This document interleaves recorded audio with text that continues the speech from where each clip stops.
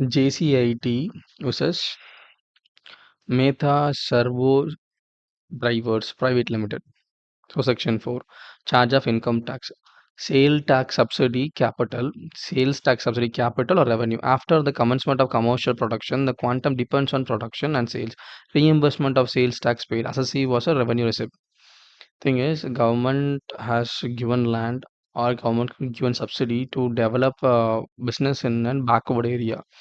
So after the backward area, yeah, the government will give you some subsidy based upon your sales. That is a refund of your tax collected.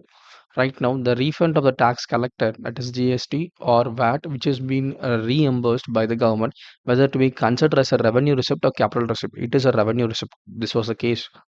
So held that there is a scheme of state government assessee were eligible for subsidies only after the commencement of commercial production, and the quantum of subsidy depends upon the production, sales, and sales tax collected and paid by the assessee.